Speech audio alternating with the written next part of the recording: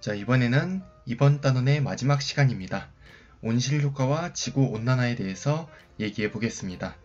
지구 열수지 파트가 여러분들이 수학적으로 계산해야 될 부분들이 있기 때문에 약간 난이도가 있을 뿐이지만 지구 온난화에 대해서는 초등학교 때부터 여러 번 들어오던 내용이기 때문에 그리 어렵진 않을 것 같습니다. 지구에 있는 질소, 산소, 이산화탄소, 메테인 등과 같은 대기들은 태양의 복사 에너지를 통과시킵니다. 하지만 지구 복사 에너지를 흡수하지요. 그것은 태양 복사 에너지가 가시광선 영역의 단파 복사이고 지구 복사 에너지가 대부분 적외선 영역이기 때문입니다. 그래서 특정한 파장만을 흡수하는 성분이 바로 지구대기라고 할 수 있습니다. 자, 그렇기 때문에 지표에서 방출되는 복사 에너지를 흡수한 후 지표로 재방출하게 됩니다. 지표로 에너지가 다시 돌아가게 되고 이것이 다시 지표에서 대기로 복사되게 되는 과정에서 기온은 상승하게 됩니다. 바로 이렇게 지표와 대기의 기온이 상승하는 것을 온실 효과라고 하지요. 온실 효과는 주로 수증기에 의해 일어나고 있습니다. 만약 온실 효과가 없다면 지구는 평균 기온이 내려가고 기온의 하루 동안의 차이가 커지게 됩니다. 마치 달처럼 말이죠. 달은 평균 기온이 영하를 유지하고 있습니다. 그리고 낮에는 기온이 120도까지 올라가지만 밤에는 기온이 영하 170도까지 떨어지는 천체입니다. 지구 역시 대기가 없다면, 온실 효과가 없다면 이와 같은 상황이 발생할 수 있습니다. 특히 H2O, CO2, CH4, SF6 등 이원자 기체의 대기 중 비율이 증가하게 되면 더 많은 적외선 에너지를 흡수하게 됩니다. 그러면 지표에 재방출하는 대기 복사량 역시 증가하게 되는데요. 이것이 기온 상승 효과를 가져오게 됩니다. 바로 이를 지구 온난화라고 합니다. 다시 말하면 온실 효과는 수증기, 이산화탄소, 메테인 등과 같은 온실 기체가 태양의 단파 복사를 투과하지만 지구의 적외 복사를 흡수한 후 지표로 재방출하는 과정입니다. 이 과정에서 대기와 지표 온도가 상승하는 것을 온실 효과라고 합니다. 온실 효과로 인해 지구의 평균 기온은 상승하고 일교차는 감소합니다. 평균 기온이 상승하기 때문에 지표에서 방출되는 복사 에너지량은 대기가 있을 때가 대기가 없을 때보다 더 많습니다. UN 기후변화 협약에서 정의한 6대 온실기체의 지구온난화 지수를 표로 나타낸 것입니다. 이것은 단위 질량만큼 기체가 있을 때 지구온난화에 얼마만큼 영향을 미치는지를 수치화해서 나타낸 자료입니다. 이산화탄소의 지구온난화 지수를 1이라고 했을 때 메테인은 그것의 23배, 그리고 일산화이질소는 296배, 그 다음에 프레온가스 계열은 훨씬 더 많습니다. 자, 이처럼 CO2의 지구온난화 지수가 가장 작지요. 그럼에도 불구하고 우리는 항상 이산화탄소에 대해서 얘기를 하고 있습니다. 그 이유는 대기 중에 다른 기체들보다 이산화탄소 비율이 굉장히 많기 때문입니다. 자, 1번입니다. 지구 대기의 대부분은 가시광선의 태양 복사를 통과시키고 적외선의 지구 복사를 흡수합니다. 이후 흡수한 에너지를 지표로 재방출하여 지구의 기온을 상승시킵니다. 이러한 과정을 온실 효과라고 합니다. 온실 효과를 일으키는 기체를 온실 기체라고 하며 수증기, 이산화탄소, 메테인, 질소산화물, 황산화물, 오존 등이 있습니다. 이 중 가장 큰 영향을 미치는 기체는 수증기이며 이로 인해 지표의 평균 기온이 올라가고 기온의 일교차가 작아집니다. 하지만 수증기는 대기 중 일정한 양을 가지고 있어 현재 지구 기온의 변화를 설명하지 못합니다. 화석연료의 사용으로 대기 중 이산화탄소 등의 양이 늘어나고 있으며 이들이 지표로 재방출하는 대기 복사량을 증가시켜 기온을 상승시킵니다. 이와 같은 현상을 지구 온난화라고 합니다. 각 계에서 흡수되는 태양 복사 에너지는 방출하는 지구 복사 에너지와 같습니다. 이를 복사 평형이라고 합니다. 우주, 대기, 지표에서도 각각 총 흡수량과 총 방출량이 같은 평형 상태를 유지하고 있습니다. 자, 하지만 실제로 에너지를 수치화해서 얼마만큼 받고 얼마만큼 나갔는지를 나타내는 것을 지구 열수지라고 합니다. 수치가 계산으로 나오기 때문에 이 내용을 조금 주목해서 보시기 바랍니다. 지구 열수지 파트 문제를 풀 때 여러분들이 알고 계셔야 될 부분은 다음과 같습니다. 각 권역, 그러니까 지표, 대기, 우주에서 흡수하는 에너지와 방출하는 에너지의 양은 같다는 점이지요. 예를 들어 우주에서 지구로 들어오는 태양 복사 에너지가 100이라면 지구에서 우주로 나가는 복사 에너지의 양 역시 100이 되어야 합니다. 만약 150의 에너지가 대기로 들어온다면 대기에서 방출되는 양 역시 150이 되어야 한다는 것이지요.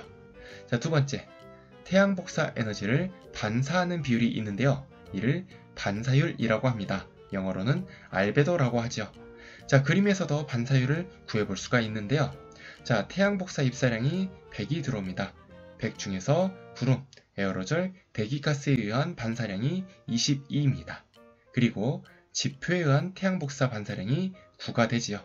그래서 전체 반사되는 태양 복사 에너지 지량은 31단위가 됩니다. 자, 흔히 태양 복사 입사량을 100으로 놓기 때문에 31%라고 설명하기도 하지요. 자, 그럼 실제로 지구 열수지를 계산해 보겠습니다. 자, 우주 파트입니다. 자, 우주에서는 지구로 들어오는 태양 복사 에너지량이 100입니다. 자, 그러면 아까 말했듯이 반사되는 태양 복사 에너지량이 31단위, 그리고 대기에서 나가는 양이 57단위, 그리고 구름으로 또는 대기의 창을 통해서 나가는 양이 12단위로 총 69단위입니다. 반사하는 것이 31, 그리고 외부로 나가는 장파 복사 에너지가 69단위이기 때문에 총 100단위가 우주로 나간다고 할 수 있습니다. 그래서 우주 공간에 한해서는 복사 평형을 이루고 있습니다. 자, 대기를 보겠습니다. 대기가 흡수하는 에너지량은 여기 태양으로부터 20단위, 그리고 대류와 전도를 통해서 7단위, 그리고 증발 등의 잡열, 음결열을 통해서 23단위, 그리고 지표 복사를 통해서 102단위를 흡수합니다. 그러면 방출하는 양도 흡수하는 에너지 총량인 152단위가 되어야겠죠? 95단위를 대기에서 지표로 재복사합니다. 그리고 나머지 57단위를 우주로 방출하지요. 그래서 총 배출하는 에너지 양 역시 152단위가 됩니다. 지표의 경우 흡수하는 에너지량이 태양 복사 에너지가 49단위, 그리고 아까 대기에서부터 받는 에너지가 95단위로 총 144단위입니다. 그러면 방출하는 에너지 역시 144단위가 되어야겠지요. 지표에서 복사되는 에너지량이 114단위, 그리고 대류와 전도에 의해서 7단위, 그리고 증발 등의 잡열에 의해서 23단위가 지표에서 방출이 됩니다. 총 144단위가 되지요. 이처럼 우주, 대기, 지표에서 각각 흡수하는 에너지의 양과 방출하는 에너지의 양이 같다는 점 꼭 기억하시기 바랍니다. 자, 여기도 굉장히 간단하고 직관적으로 나타낸 그림입니다. 자, 아까 말했듯이 우주에서 지구로 들어오는 태양 복사 에너지가 100%라면 역시 지구에서 우주로 나가는 건 역시 100%가 되어야 된다라고 했습니다. 자, 그림에서 보자면 대기, 구름, 지표면의 반사로 31, 그리고 지구에서 복사되는 것이 69로 총 100단위가 되겠습니다. 자, 만약 지표면에서 흡수하는 태양 복사 에너지가 49단위라면 방출하는 것도 49단위가 되어야겠지요. 아까 했던 것들을 이렇게 다시 한번 연습해 보는데 비록 수치가 달라지더라도 흡수하는 양과 방출하는 양이 같다라는 점을 꼭 기억하셔서 문제를 푸시기 바랍니다. 자, 여기도 지구 열수지를 나타낸 것입니다. 우주, 대기, 지표라고 표시가 되어 있는데요. 아마 구체적인 수치는 나오지 않았지만 여러분들이 알고 계신 대로 총 흡수하는 에너지의 양, 그리고 총 방출하는 에너지의 양이 같다. 이 점을 꼭 지구 열수지 파트에서 기억하시면 문제 푸는데 어려움은 없을 것입니다. 자, 가벼운 버전으로 가보겠습니다. 자, 우주, 대기, 지표에서 수치를 보도록 하겠습니다. 자, 우주에서 지구로 들어오는 복사 에너지 100입니다. 그리고 여기서는 반사되는 양 30, 지구 복사에 의해서 70이 방출이 됩니다. 대기 보겠습니다. 흡수하는 에너지량, 지표에서 흡수하는 것이 129단위, 그리고 태양으로부터 흡수하는 것이 25단위로 총 154단위입니다. 그럼 방출하는 것을 보겠습니다. 우주로 방출하는 게 66단위, 그리고 지표로 재흡수되는 게 88단위로 역시 154단위입니다. 지표에서는 총 방출하는 에너지 양이 133단위입니다. 그러면 흡수하는 양, 태양으로부터 45단위, 대기로부터 88단위 해서 133단위가 맞습니다. 자, 이렇게 가볍게 계산해 볼 수도 있습니다. 자, 약간은 복잡하게 가보겠습니다. 우주 100이 들어오고 30이 나가고 여기에 58이 대기와 구름의 방출이고 12단위가 지표면에서 바로 우주로 나가는 양입니다. 자, 그래서 100, 100 같습니다. 자, 대기 보겠습니다. 20단위 태양으로부터 흡수하고 물의 증발로 7단위 대류와 전도로 107단위, 7단위 그리고 지표면 복사로 102단위 해서 총 152단위를 흡수하였습니다. 그리고 우주로 58단위 그리고 지표로 94단위를 방출했지요. 역시 152단위입니다. 지표 보겠습니다. 태양으로부터 50단위 흡수했습니다. 그리고 대기로부터 94단위 흡수를 해서 총 144단위입니다. 자, 그리고 물의 증발로 23단위, 대류와 전도로 7단위, 그리고 지표면의 복사의 총량 102와 12단위로 총 144단위가 되겠습니다. 아마 계속해서 이렇게 연습을 했는데 이 설명을 잘 따라오셨다면 여러분들도 지구 열수지 파트에서 문제를 틀릴 가능성은 없을 것 같습니다. 딱 하나 주의하시고 가셔야 됩니다. 태양 복사 에너지와 관련된 것은 모두 단파 복사, 나머지 지구의 지표, 지구의 대기와 관련된 복사는 모두 적외 복사라는 점, 이 점을 주의하시기 바랍니다. 자, 복사 평형에 대한 내용을 정리해 보겠습니다. 지구가 흡수하는 에너지의 총량은 방출하는 에너지량의 합과 같습니다. 이와 같은 상태를 복사 평형이라고 하며 각 권역에서의 에너지의 출입을 나타낸 것을 지구 열수지라고 합니다. 지구 열수지 문제는 종종 출제되며 난이도는 높은 편입니다. 문제를 풀 때 우주, 대기, 지표를 각각의 개 시스템으로 취급하며 각각의 개에서 총 흡수량과 총 방출량이 같음으로 접근하면 됩니다. 그림을 보면 우주에서 지구로 들어오는 에너지의 총량은 100단위입니다. 그리고 우주로 방출되는 에너지 양은 대기에 의한 태양 에너지 반사 25, 지표에 의한 태양 에너지 반사 5, 지표에서 방출되는 에너지 12, 대기와 구름의 방출 에너지 58로 총 100단위입니다. 대기의 흡수량은 대기와 구름의 흡수 20, 물의 증발 23, 대류와 전도 7, 지표면 복사 102로 총 152단위입니다. 대기의 방출량은 대기와 구름의 방출 58단위, 대기의 재복사 94단위로 총 152단위입니다. 지표의 흡수량은 지표의 태양복사 흡수 50, 대기의 재복사 94로 총 144단위이며 지표의 방출량은 물의 증발 23, 대류와 전도 7, 지표면 복사 102, 우주로 방출 12로 총 144단위입니다. 이처럼 우주, 대기, 지표를 따로 놓고 접근하면 열수지 문제는 어렵지 않습니다. 사막화는 지난 시간에도 한번 다뤘었는데요. 다시 한번 가볍게 넘어가도록 하겠습니다. 자연적으로는 중위도 고압대 지역의 대기 대순환에 의해서 만들어지며 인위적으로는 인간에 의한 목축과 경작으로 산림이 파괴되기 때문에 그렇습니다. 산림이 파괴되면 지면이 황폐화되게 되는데요. 이때 지면의 반사율은 증가합니다. 밝아진다는 얘기죠. 그러면 태양 복사 에너지의 흡수량은 감소하고 온도는 내려갑니다. 그러면서 국지적으로 하강 기류가 만들어지고 맑은 날씨가 돼서 토양의 수분이 감소하고 사막화가 가속화되는 것이지요. 자, 그래서 지난 시간에 보셨다시피 사하라 사막을 필두로 해서 북위, 남위 30도 부근에서 주로 사막이 나타난다는 거 주로 보시기 바랍니다. 자, 가끔 파타고니아 사막 같이 위도가 중위도 지역에서도 사막이 나타날 수 있는데 이는 안데스 산맥 등으로 인해서 대기 순환이 막혀 있기 때문에 나타나는 특수한 지역이다 라고 생각을 해두시면 되겠습니다. 사실 지구 기온 변화의 요인은 자연적 요인보다 인위적 요인이 훨씬 많습니다. 그 결과 해수면이 상승하고 난대성 식물이 북상하며 계절이 변화하게 되지요. 빙하의 면적은 감소하며 지구 반사율이 줄어들게 되는데요. 이 과정에서 기온이 상승하고 구름이 생성되며 지구 반사율이 증가하고 이것이 기온 하강을 만들어낼 수 있습니다. 즉, 어떠한 한 가지 요소가 무조건적으로 기온을 상승시키는 요인인 것이 아니고 또 어떤 요인이 무조건 기온을 하강시키는 요인이 아니라 각각의 상황들은 상호작용을 하면서 기온을 상승시키기도 기온을 하강시키기도 하는 요인으로 작용한다는 점을 주목하시기 바랍니다. 하지만 전체적으로 봤을 때 기온의 상승 영향이 기온 하강 영향보다 훨씬 많습니다. 아마 지난 시간에 복사 강제력이라는 용어로 여러분들에게 소개해드린 바 있습니다. 자, 그렇기 때문에 우리는 기후변화에 대해서 관심을 가지고 이를 억제하기 위한 노력을 해야 된다는 것이지요.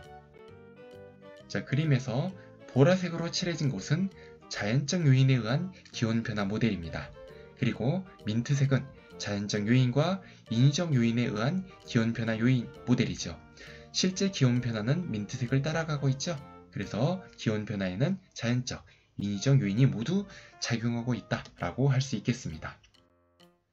사막이 증가하게 되면 대류와 전도에 의한 열 전달이 증가하게 됩니다. 따라서 그림에서 봤을 때 지표에서 나가는 7단이 있죠? 이 수치가 증가할 수 있습니다. 다만 물의 상태 변화에 따른 열 전달은 감소할 수 있죠. 바로 옆에 있는 23단위는 줄어들 가능성이 있다는 것입니다. 이처럼 사막화는 여기 지구 열수지의 수치들을 달라지게 할 수 있기 때문에 기후변화를 또다시 유발할 수도 있는 것입니다.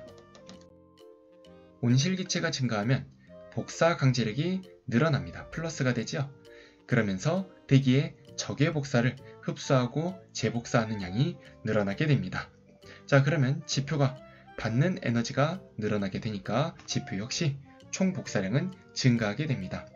총 복사량이 증가했다라는 것은 지표의 온도가 상승하였다, 지구온난화가 이루어지고 있다, 기후위기가 초래되고 있다라는 것을 의미하지요. 자, 교재 3번입니다. 사막화와 지구온난화는 지구 열수지 식을 바꿀 수 있습니다. 사막 면적이 넓어지면 지표에서 대류와 전도에 의한 열 전달이 증가합니다. 반면 물의 상태 변화, 증발에 따른 열 전달은 감소하지요. 그림에서 보면 7 플러스, 그러니까 7보다 커진다라는 얘기입니다. 23 마이너스, 23보다 감소한다는 얘기죠. 이것이 됩니다. 이산화탄소, 메테인, 염화불화탄소, 이산화질소, 일산화탄소는 지표 온도가 상승하게 만드는 온실기체로서 복사 강제력이 플러스입니다. 이런 기체들이 대기 중에 늘어날수록 지표 지구온난화가 가속화됩니다. 지구온난화로 인해 대기의 재복사량은 증가하고 지표에서 방출하는 에너지량 또한 늘어납니다. 그림에서 보면 94보다 늘어나고 144보다 늘어난다는 말이 됩니다. 현재 지구 기온의 변화는 자연적 요인보다는 인위적 요인이 더 큽니다. 자, 앞에서 말했듯이 지구온난화로 대표되는 기후위기에는 이산화탄소가 가장 큰 영향을 미치고 있습니다. 특히 1850년대 이후로 대기 중 이산화탄소 농도는 점점 증가하고 있습니다. 그리고 최근으로 올수록 그 증가되는 속도가 더욱 빨라지고 있죠. 그러다 보니 기온 변화도 최근 1850년에서 현재까지의 기온의 평균을 제로로 둔다면 점점 기온이 상승하는 것, 여러분들 오른쪽 그래프로 확인하실 수 있을 겁니다. 만약 현재 추세로 온실기체가 배출되는 경우 이산화탄소의 농도는 파란색 그래프를 따라가게 됩니다. 그러면 2100년 정도의 경우 900ppm이 넘어가는 상황에 도달하게 되겠죠. 어느 정도 실현한 경우에도 2100년에는 600ppm이 넘어갑니다. 지금의 2배 정도가 되지요. 상당히 실현될 경우에도 500ppm을 넘어가니 결국 어떤 시나리오이든지 간에 온실기체가 증가하는 것은 피할 수 없습니다. 특히 온실기체가 증가하면 적도 지역보다 극지방에서 온도 변화가 심하게 나타납니다. 북극 같은 경우 2100년 정도에는 지금보다 11도 이상 높아지는 것도 예상해 볼 수 있습니다. 자, 그래서 기후위기라는 것은 현재 최선을 다해서 막아야 그나마 나은 환경이 되는 것이지, 지금 열심히 노력한다고 해서 이전처럼 기후를 돌릴 수 있는 상황은 아니라고 보시면 되겠습니다. 요약하자면 망했습니다. 자, 붉은색 그래프가 온도 그래프, 그리고 푸른색이 CO2 농도를 나타낸 것입니다. 왼쪽이나 오른쪽 그래프를 봤을 때 서서히 온도도 그렇고 CO2 농도도 그렇고 상승하는 형태의 그래프를 보실 수 있을 겁니다. 자, 특히 연도 스케일을 줄이게 되면 1000년부터 1800년까지는 온도와 CO2 농도가 비슷하거나 조금은 낮은 경향성을 보였었는데요. 그런데 1850년대 이후로 급격히 두 가지 지표가 상승하는 것 여러분들도 보실 수 있을 겁니다. 그러다 보니까 여기에 따른 원인을 인간의 원인, 그러니까 산업화 이후로 이산화탄소 농도가 증가했기 때문이다 라고 해석하는 학자들이 많습니다. 지구의 기온이 상승하면 어떤 일이 발생하느냐? 먼저 극지방, 빙하의 면적이 감소합니다. 하얀 부분이 줄어들기 때문에 지구의 반사율 역시 줄어들게 되죠. 흡수하는 태양 복사 에너지량이 늘어난다는 얘기입니다. 그리고 온도가 따뜻해지기 때문에 기체 용해도가 감소합니다. 그러면 수권에서 직권으로 이산화탄소가 배출이 되지요. 자, 이러한 과정에 의해서 지구 온난화는 더욱 가속화될 수 있습니다. 농작물의 재배지도 달라질 수 있죠. 제주도에서 나는 한라봉이 육지로 상륙할 수 있습니다. 고흥이나 커제, 나주까지도 올라올 수 있죠. 자, 보성이 주로 생산 지역이었던 녹차가 어떻게 보면 하동, 고성까지도 올라갈 수 있지요. 그리고 사과나 복숭아 역시 북쪽으로, 쌀보리도 강화 지역까지, 그러니까 점점 작물들이 북상할 수 있다 라고 하겠습니다. 작물만 북상하면 참 좋겠죠. 하지만 여기에 딸려오는 여러가지 벌레들 역시 북상할 수 있기 때문에, 그리고 이것들이 사람들에게 영향을 미칠 수 있기 때문에 좋지 않은 쪽으로 말이죠. 그래서 문제가 된다 라고 얘기를 하는 것입니다. 어종 역시 달라질 수 있는데요. 여러분들이 보시는 대로 그 남쪽에서 살고 있던 열대성 어종, 난대성 어종이 모두 북쪽으로 올라올 수가 있죠. 그러면 북쪽 지역의 생태계를 파괴할 수 있겠다라고 생각해 두시면 좋겠습니다. 우리는 이번 단원에서 처음에 순환에 대해서 배웠습니다. 대기의 순환, 표층 순환, 심층 순환, 그리고 워커 순환, 이런 것들에 대해서 얘기를 했었죠. 그리고 이 순환들이 조금이라도 달라졌을 때 지구는 어떤 현상이 발생하는지, 그리고 현재 인류에 의해서 어떤 기후위기가 발생할 수 있는지에 대해서 한번 과학적으로 얘기해 보았습니다. 자, 그것을 표로 정리한 것인데요. 기후변화의 원인 쭉쭉 따라가다 보면 왼쪽 보겠습니다. 자, 왼쪽은 밀란코비치 주기로 요약되는 천문학적 요인이 세 가지가 있습니다. 지구 자전축의 기울기 변화, 지구의 공전궤도 모양의 변화, 지구 자전축의 경사 방향 변화가 그것입니다. 자, 이렇게 변화가 일어났을 때 북반구의 기온의 연교차가 어떻게 달라지는지 묻는 문제가 출제된다 라고 했었지요. 그리고 태양활동의 변화입니다. 바로 흑점의 변화인데요. 흑점이 많을 땐 복사에너지량이 늘어나고 흑점이 줄었을 땐 복사에너지량이 줄어든다 라는 사실 기억해 두시면 되겠습니다. 지구 내적으로는 화산활동, 대륙과 해양의 분포 변화, 기권과 수권의 상호작용 변화에 대해서 얘기했습니다. 기권과 수권의 상호작용으로는 엘니뇨, 라니냐가 있었고, 그리고 기후변화에 의해서 해양, 심층순환의 변화를 들고 있습니다. 인위적 요인으로는 대기 중 온실기체 농도가 증가하면서 어떻게 기후가 달라지는지에 대해서 언급했고, 사막화에 대해서도 심도 깊게 얘기를 나누어 보았습니다. 자, 여기는 지구온난화에 의해서 어떤 일들이 일어나는지, 그러니까 되먹임 작용에 대해서 화살표로 나타낸 것이 되겠습니다. 여러분들이 이 내용을 모두 외우려 하기보다는 그 현상들을 따라가면서 이렇게 될 수 있겠구나 라고 머릿속에서 거리낌 없이 이해할 수 있으면 되는 것입니다. 자, 표를 한번 천천히 보시고 이런 일들이 있겠구나 라는 것을 눈으로 화살표를 따라가 주시면 좋겠습니다. 자, 여기도 21세기 기후변화의 경향을 IPCC에서 예상하고 있는 형태로 나타낸 것입니다. 여러분들에게 이것을 가지고 이것이 있냐 없냐 등등의 문제로 출제하지는 않을 것입니다. 다만 한번 쭉 읽어보시면서 이런 일들이 있기 때문에 기후위기에 대한 이슈, 우리가 중요하게 생각해야 되는구나 라고 그 기후변화에 대한 감수성을 키우시는 기회로 삼으시길 바라겠습니다. 자, 내용 정리합니다. 지구온난화는 여러 상황들을 만들 수 있습니다. 대륙 빙하의 용해와 해수의 열팽창으로 해수면이 상승하고 난대성 식물의 북방 한계선이 북상합니다. 여름은 길어지고 겨울은 짧아집니다. 빙하 면적은 감소하여 지구 반사율이 감소하고 기온 상승을 가속화할 수 있습니다. 바다의 온도가 높아지므로 해수의 용존 기체량이 감소하여 기권으로 배출되는 이산화탄소의 양이 늘어나 기온 상승의 속도는 빨라집니다. 또한 태풍의 발생 위도가 높아져 우리나라 부근에 대형 태풍이 발생할 수 있습니다. 여름철에는 최저 기온이 25도 이상인 열대야와 최고 기온이 33도 이상인 폭염 일수가 늘어날 것입니다. 자, 문제 보겠습니다. 그림가는 우리나라의 계절별 길이 변화를, 나는 우리나라에서 아열대 기후 지역의 경계 변화를 예상하여 나타낸 것입니다. 자, 가해봤더니 2090년대가 되면 겨울은 거의 없어지고 여름의 길이가 늘어나는 것을 볼 수 있습니다. 나에서는 아열대 기후 지역 경계가 북쪽으로, 특히 해안선을 따라서 많이 올라가는 것을 확인할 수가 있지요. 자, 이에 대한 옳은 설명 보기에서 골라보겠습니다. 기억, 가에서 여름의 길이 변화는 봄의 길이 변화보다 크다. 자, 여름의 길이 변화를 보겠습니다. 1990년대에는 5월달에서 9월 중순까지였는데요. 2090년대 되니까 4월 중순에서 10월까지입니다. 그러면 한 달 반 정도가 늘어난 셈이 되겠죠.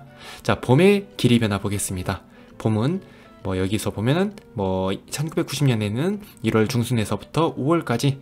자, 그런데 2090년에는 1월부터 4월까지가 되는 것 같습니다. 자, 그러니까 한 달 정도로 달라지네요. 자, 그러므로 기억의 설명은 맞습니다. 자, 니은, 나에서 아열대 기후 지역의 확장은 대체로 내륙 지역보다 해안 지역에서 뚜렷하다. 해안이 많이 올라가 있죠. 디귿, 아열대 기후에서 자라는 작물의 재배 가능 지역은 북상할 것이다. 자, 맞습니다. 그러므로 답은 기억, 니은, 디귿 5번입니다. 그림은 2004년 1월부터 2016년 1월까지 서로 다른 관측소 A와 B에서 측정한 대기 중 이산화탄소와 메테인의 농도 변화입니다. A와 B는 각각 북위 30도와 남위 30도에 위치한 관측소 중 하나라고 했습니다. 자, 2010년 1월을 봤을 때 A지역은 1월달의 최대값, B지역은 최소값을 나타내고 있습니다. 이산화탄소와 메테인 모두 해당이 됩니다. 자, 여름철과 겨울철 중에 온실기체의 농도는 겨울철이 높습니다. 그 이유는 세 가지 정도로 설명해 볼 수가 있죠. 겨울철에는 식물의 광합성량이 줄어듭니다. 춥기도 하지만 낙엽 등으로 떨어지기도 하기 때문이죠. 광합성은 대기 중 이산화탄소를 받아서 이를 산소로 변환하는 작업입니다. 그 과정에서 포도당이 만들어지지요. 자, 그러면 광합성량이 활발할 때는 대기 중 이산화탄소의 양이 줄어들 것입니다. 반대로 활발하지 않은 겨울철에는 이산화탄소량이 대기 중에 많이 있겠죠. 자, 두 번째, 겨울철에는 사람들이 난방을 굉장히 많이 합니다. 그래서 난방으로 인해서 온실기체가 많이 배출이 되겠죠. 자, 세 번째입니다. 아까 낙엽이 떨어진다라고 했었는데 떨어진 낙엽은 지표에서 여러 분해자들에 의해서 분해가 됩니다. 분해되는 과정에서 역시 호흡 등에 의해 이산화탄소와 메테인을 대기 중으로 방출할 수 있죠. 이러한 세 가지 이유들로 인해서 겨울철 온실기체의 농도는 여름철보다 높습니다. 해서 1월에서 최대값을 나타내는 실선부 A가 북위, 그러니까 북반구, 그리고 B가 남반구라고 할 수 있겠습니다. 자, 보기 보겠습니다. 기억, A는 30도 N에 위치한 관측소이다. 맞는 설명입니다. 자, 니은, 2010년 1월에 이산화탄소의 평균 농도는 A보다 B가 높다. 자, A의 2010년 1월의 평균 농도는 여기입니다. 자, B는 여기이죠. 그러므로 A보다 B가 높다라는 설명은 맞지 않습니다. 디귿, 이 기간 동안 기체 농도의 평균 증가율은 이산화탄소보다 메테인이 크다. 자, 평균 기울기를 보시면 되겠죠. 기울기를 보면 이산화탄소가 메테인보다 높은 것을 알 수 있습니다. 자, 그러므로 디귿의 설명은 맞지 않습니다. 답은 1번입니다. 그림은 복사 평형 상태에 있는 지구의 열수지를 나타낸 것입니다. 열수지 문제를 풀 때 우주, 대기 지표에서의 흡수하는 총량과 반사하는 총량을 같다라고 두고 문제를 푸시라 라고 얘기를 했습니다. 자, 그런데 여기에서는 태양 복사와 지구 복사로 나누어져 있기 때문에 이를 따로 계산하는 것도 한 가지 방법이 될 수 있겠습니다. 자, 여러분들이 봤을 때 여기 영역까지는 태양 복사에 의한 양입니다. 그러니까 태양 복사가 총 100단이라면 여기에서 나누어지는 에너지도 총 100단이라고 볼 수 있겠죠. 자, 대기에 의한 흡수가 20단위입니다. 구름 대기에 의한 반사가 22단이고 지표에 의한 반사가 9단입니다. 그럼 총 반사율 알베도는 31단위가 되겠습니다. 그러면 지표에 의한 흡수량은 49단위라고 볼 수 있겠죠. 자, 태양에 의해서 흡수한 단위가 49단위입니다. 그리고 대기에서 지표로 복사하는 양이 95단위죠. 그러면 지표가 받는 총 에너지 양은 144단위가 되겠습니다. 그럼 지표에서 방출하는 에너지량 역시 144단위가 되어야 되겠죠. 지표면에 의한 복사로 102단위, 대류와 전도로 7단위, 물의 증발로 23단위가 나갑니다. 그럼 여기까지 해서 나가는 에너지 양은 132단위입니다. 그러면 지표에서 우주로 바로 나가는 에너지 양은 12단위가 되겠습니다. 자, 이제 대기 한번 가보겠습니다. 자, 대기 가기 전에 여기서 12단위, 그리고 여기서 구름에 의한 복사가 9단위. 그러면 얘는 얼마가 될까요? 자, 얘는 이것을 합쳤을 때 69단위가 되어야 되니까 얘는 얼마가 돼야 됩니까? 얘는 48단위가 되어야 합니다. 자, B값은 48입니다.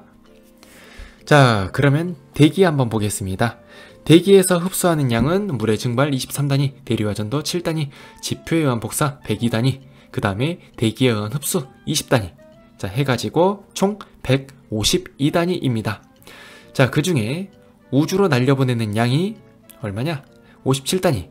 그리고 구름 대기에 의한 복사로 지표에 의해 날려보내는 것이 95단위입니다. 그래서 총 152단위라고 할 수 있습니다. 그래서 우주, 대기, 지표에서 지구의 열수지가 모두 맞습니다. 자, 여러분들은 이 과정을 계속해서 연습을 해보시길 추천드리겠습니다. 자, 보기 보겠습니다. 기억, A는 B보다 크다. A는 49단위, B는 48단위입니다. 그러므로 기억의 설명은 맞습니다. 니은, C는 지표에서 우주로 직접 방출되는 에너지 양이다. 12단위 맞죠?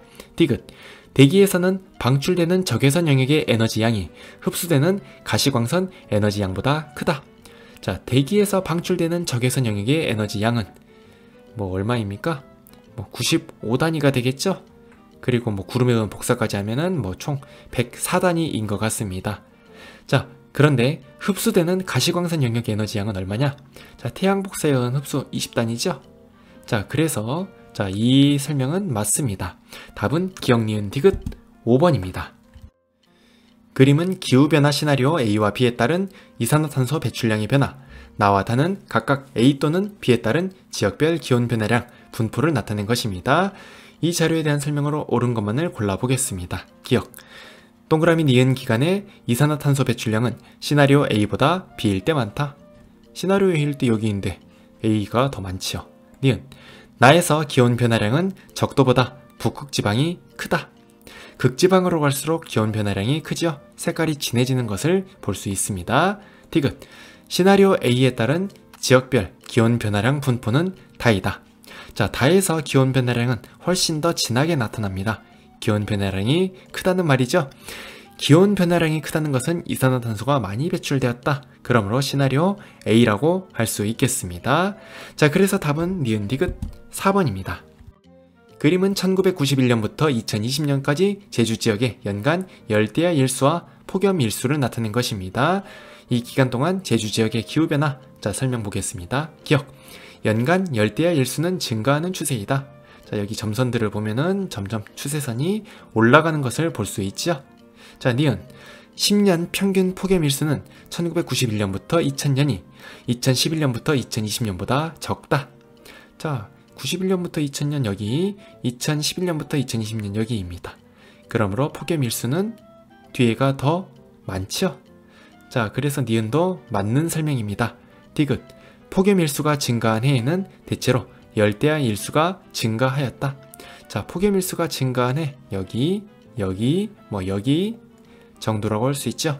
그러면 이때 열대야 일수로 봤더니 열대야 일수도 같이 피크를 찍고 있죠. 자, 그래서 디귿의 설명도 맞습니다. 답은 기역, 니은, 디귿입니다. 여기까지 해서 4단원 대기와 해양의 상호작용에 대한 내용 설명을 마치도록 하겠습니다. 다음 시간에는 천문학 파트로 들어갑니다. 천문학 파트는 현재의 자료를 보고 과거를 추적하고 미래를 예측하는 학문이죠. 그래서 물리학적 지식 그리고 논리적 지식이 많이 필요한 파트라고 할 수 있겠습니다. 아마 여러분들이 이번 단원까지 제대로 마치셨다면 다음 단원에서도 충분히 따라갈 수 있으리라 확신합니다. 긴 시간 동안 들어주시느라 수고 많으셨습니다. 감사합니다.